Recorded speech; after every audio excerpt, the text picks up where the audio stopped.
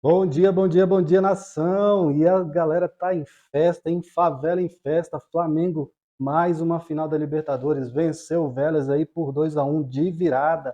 Pedrão, mais um show. Marinho deixou o dele num golaço também. E o placar agregado ficou aí 6-1 para o Mengão.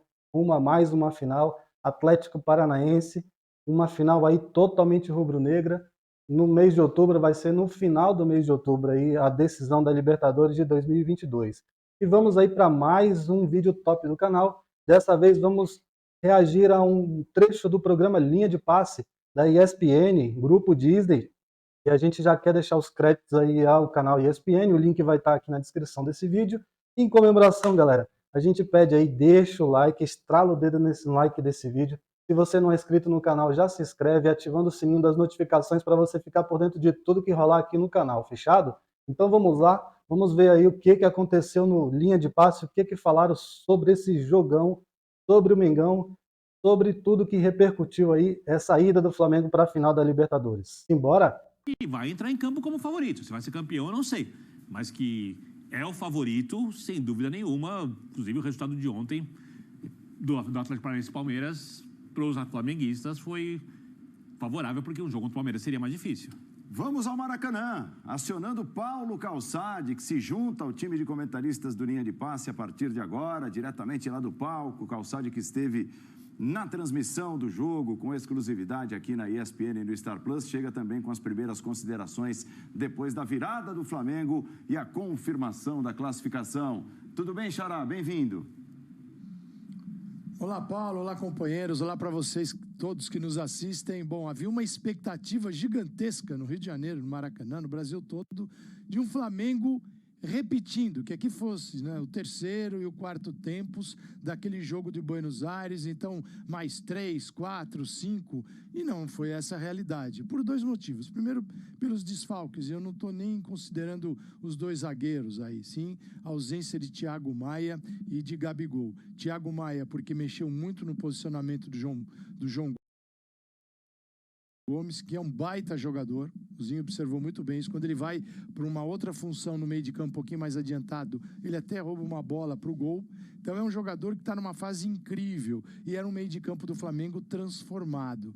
Primeiro, então o que faz o Dorival? O Dorival tenta a manutenção do sistema, do formato, só que com outros jogadores. Então ele coloca o Cebolinha e o Vidal. Cebolinha para agir como o Gabigol, não dá.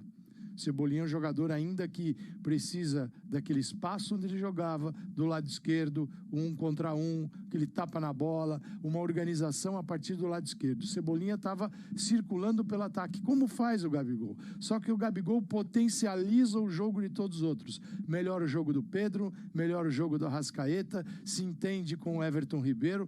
O jogo até do Everton Ribeiro estava um pouquinho para baixo hoje, talvez em função disso também, e de uma preocupação de um meio de campo que não estava marcando bem. O que faz o Flamengo no primeiro tempo? O Dorival sobe para tentar interferir na saída. Uma medida legal. Não é o Flamengo no fundo do campo, é tentando barrar o Vélez na construção, na origem da construção. Só que isso não acontece. Não acontece com o Cebolinha, com a Arrascaeta e com o Pedro. O que faz o Vélez sair tranquilamente para o meio de campo. E aí o Vélez, ele se vale de uma vantagem que ele não teve no primeiro jogo, com o meio de campo com o terceiro jogador. Era isso que deveria ter feito o Alexander Medina. A gente em Buenos Aires falou a semana toda, será que ele vem com o terceiro? Será que ele vem? Porque era óbvio. Onde o Flamengo é muito mais forte, ele tinha que barrar o Flamengo. Não, ele vem com dois volantes que ficaram exaustos, porque é um jogo construído pelo lado na Argentina, vazio no centro do campo, onde o Flamengo deitou e rolou. Hoje ele vem com Florentin, um terceiro jogador, Garajaldi, e o Cáceres. E aí ele tem marcação para Arrascaeta, ele tem marcação para Vidal, ele tem marcação para Everton Ribeiro. Foi um primeiro tempo um pouquinho mais difícil, mas pelos comportamentos do Flamengo também. Não achei o comportamento o melhor, não esperava um comportamento de um time mais agressivo, encurtando espaço, tentando recuperar a bola.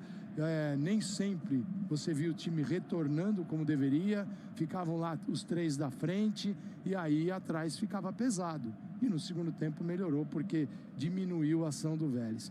Paulo, e quando o Vélez fala agora, vamos pra frente, vai. Entra Walter Bou, entra Osório, Julião Fernandes, tira o Florentin, aí não acontece mais nada.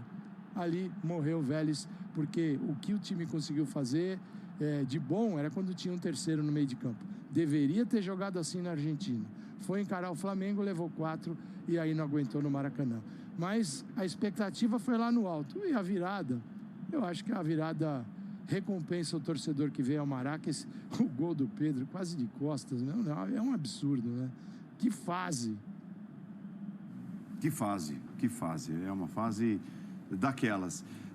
Vocês concordam com a avaliação do Vitor Birner a respeito da ausência do Gabigol, hoje ter feito falta, principalmente na construção das jogadas? Eu acho que a primeira falta que ele faz é da entrega dele, da energia que ele coloca no jogo, que eu acho que faltou um pouco no time, especialmente no primeiro tempo. E aí faz falta o encaixe com os jogadores que atuam por ali. Sim. Com o Everton Ribeiro e com o Rodinei, que passou o tempo todo. Toda hora passou, mas não conseguiu gerar exatamente um grande lance, assim, um gol dali. Pela quantidade de vezes que ele chegou à linha de fundo com bola dominada, acho que faltou alguém ali que entendesse esse movimento dele para se posicionar, para receber essa bola, ou puxar marcação para um passe para uma outra pessoa. Eu acho que é muito disso, da personalidade dele em campo. E aí, é uma outra questão. O Cebolinha. O Cebolinha foi um dos melhores em campo contra o Ceará no final de semana. Só que jogando do outro lado. Então, essa é a questão. Ele vai muito melhor do lado esquerdo. Né? Mas assim, por isso que eu falo aqui, de colocar o time inteiro que vem jogando o brasileiro e não mesclar. Porque quando você mescla, da maneira como mesclou, já mudou o João Gomes de posição. Né? Você já tem que botar o Cebolinha do outro lado, porque normalmente você joga com Marinho pela direita, Cebolinha pela esquerda, e vinha jogando o Lázaro pelo meio, né? O Lázaro saiu, jogou o Gabigol no domingo. Então, são jogadores que não estão encaixados. Ele desencaixou o time, e aí demorou, né? Como o Paulo falou, para voltar. Então, eu acho que a ausência do Gabigol passa muito por isso. Pela energia dele, que às vezes é excessiva e faz mal a ele e, consequentemente, ao Flamengo, pelo encaixe dele, mas pelo fato de que ele foi obrigado a mexer. Então, ele tem um time que está encaixado jogando brasileiro e tem outro time que está encaixado jogando Copas. Quando ele mistura muito esses times, a coisa não encaixa, não joga nem tão bem quanto um, nem tão bem quanto o outro. E hoje, acho que, repetindo, né, ele tinha que misturar, porque a partir do momento que ele resolveu escalar a equipe principal, ou manter aqueles que ele podia escalar da equipe principal, Thiago Maia e Gabigol, para mim, assim, ele não tinha mesmo que nem levar o banco de reservas, como eu disse, os outros dois estavam suspensos. Eu concordo contigo, Jean, ele não tinha que levar, mas o discurso dele foi o discurso seguinte, eu não posso correr o risco de colocar algo que não seja diferente do melhor que eu tenho à disposição. Ele falou isso porque lembrou do Cabanhas. Não é por aí, ele pode. Ele sabe que não é por aí. Mas eu acho, eu acho que a gente leu a entrevista sabendo que ele não pensava exatamente isso, né? Que ele não pensava que esse jogo começava 0-0, que tinha que ser tratado da mesma maneira. Eu tenho certeza absoluta que no vestiário ele falou, gente, a gente vai ter uma final depois desse jogo e, evidentemente, vocês não podem correr riscos que talvez fossem necessários num outro contexto, mas que não iam ser necessários nesse contexto. Por isso, né, a ausência do Gabigol é completamente justificável. Acho que ele faz mais falta mesmo na questão da criação, da armação. E você tem razão em relação à energia, né, a esse vigor que ele tem em campo, muitas vezes exagerado. Mas hoje também acho que era normal, apesar de todo o discurso do Dorival, apesar da presença de um Maracanã, né, lotado, acho que era normal, você sabe que o jogo está 4-0. Então não tem jeito, a gente passou, né, uma semana falando isso. Não adianta, por mais que o discurso seja por mais que semifinal de Libertadores, não sei, a gente sabe que estava 4-0. Então eu também entendo que o tal do vigor ele seja menor, fosse até menor por parte do Gabigol, porque era um contexto diferente. Você entra para jogar 90 minutos com 4-0 de vantagem contra um adversário muito mais frágil. Então, acho que o jogo se resolveu na primeira partida e concordo plenamente com o Calçade em relação à postura do Vélez no primeiro jogo, né? Cara, é óbvio, assim, aí é uma questão que o Cacique... Acho que perderia da mesma forma. Claro. Mas seria um jogo... Gente, Da mesma forma, a gente perderia. E o Agora, Medina teve recentemente no futebol Pois brasileiro. é, Não dá nem pra não- dizer, pô, mas o cara de repente foi surpreendido. E outra coisa, né, Paulo? Assim, estamos falando do Flamengo, né? Não estamos falando de um time que pode ser muito conhecido. Vou citar o exemplo, sei lá, do Fortaleza. Muito conhecido, as qualidades e capacidades do Fortaleza, muito conhecidas no cenário nacional, Perfeito. menos conhecidas talvez lá fora, pelos técnicos de fora, apesar de jogar competições internacionais também. Mas o Flamengo, ainda que ele não tivesse trabalhado no Brasil, acho que ele tinha que saber, né, a qualidade, o valor, e tinha que tentar jogar em casa como tentou jogar fora.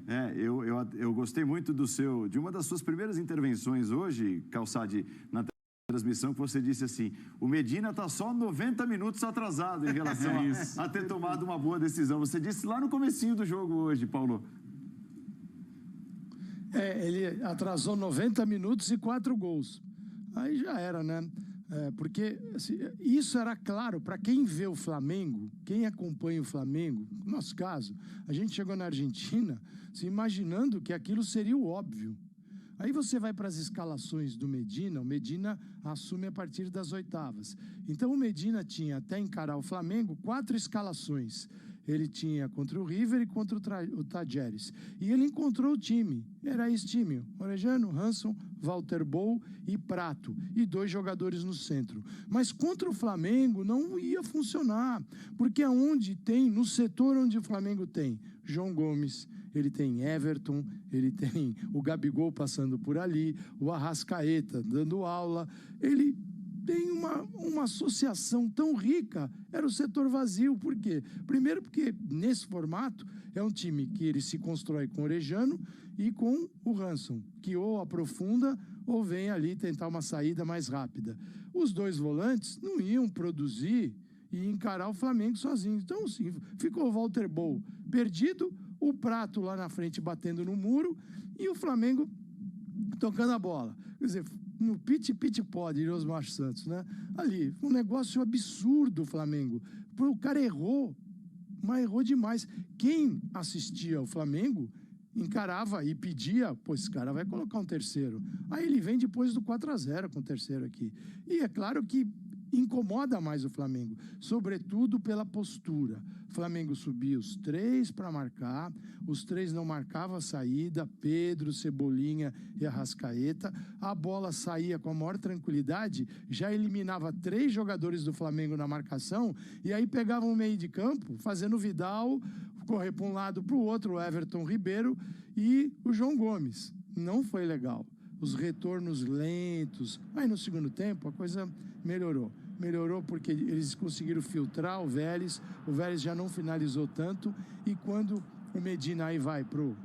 vamos ver o que acontece, o time deixou de jogar, porque ele perdeu, não a superioridade numérica, mas ele ofereceu ao Flamengo recuperar aquilo que aconteceu no primeiro jogo. Claro, sem aquele brilho. O Flamengo errou muito passe hoje, viu? Muito passe. E naquele campo ruim da Argentina tava uma delícia. Mas tá aí, passou, venceu. Eu acho que atende um pouco a expectativa da torcida. Eu acho que tem que entender isso também. Eu me posicionei, eu acho que o Dorival tá certo. Eu acho que passar pro elenco essa seriedade de semifinal de Libertadores, nós já vimos aqui o que o comportamento baixou, mesmo ele insistindo demais nisso. E se ele vai com um time totalmente reserva, no segundo tempo, quando ele começa a trocar, ele vai ter que pôr os titulares, porque ele já não tem 4, já não tinha Gabigol, não tinha Thiago Maia, 2 zagueiros. Então, um Dorival que o Flamengo deu um recado, né? Foco total na Libertadores. E a vantagem do Flamengo é já ter enfrentado o Atlético Paranaense do Felipão 2 vezes, porque o Flamengo sofreu ali, não foram jogos fáceis, jogos que a gente pode discutir, quantidade de finalizações, mas os 2 placares muito justinhos. Então isso eu acho que dará ao Flamengo, num jogo único, uma atenção especial. E eu começo a imaginar aqui como é que vai jogar o Felipão, viu, Paulo Andrade? E vai entrar em campo. E é isso aí, nação, e esse foi mais um vídeo aqui do canal. Feliz demais, galera, muito feliz aí pelo Flamengo, mais uma final da Libertadores, e vamos aí rumo ao tricampeonato, hein? E deixa nos comentários aí, quero saber, de 0 a 10, qual é o seu grau de satisfação com o que o Flamengo jogou nos 2 jogos da semifinal. Está satisfeito? Foi muito bom? Ficou devendo? E diz pra gente também de qual cidade do Brasil aí você está assistindo esse vídeo. Valeu, galera? Um forte abraço, até o próximo vídeo e saudações rubro-negras!